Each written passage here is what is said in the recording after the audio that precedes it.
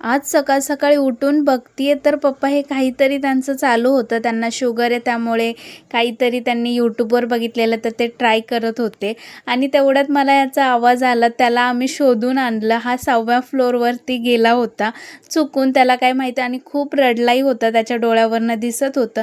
आणि ससा ह्यांची परत मस्ती सुरू झाली कारण हे दोघं भेटलेल्या दोघांनाही एकमेकांशिवाय करमत नाही.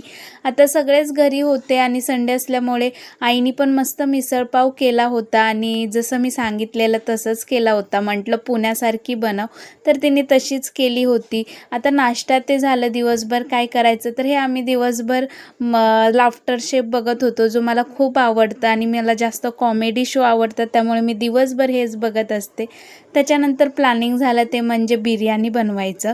तर मी बिर्याणी बनवली होती. ह्याचा व्हिडिओ तुम्हाला नेक्स्ट बघायला भेटेल की कशी रेसिपी ते केली.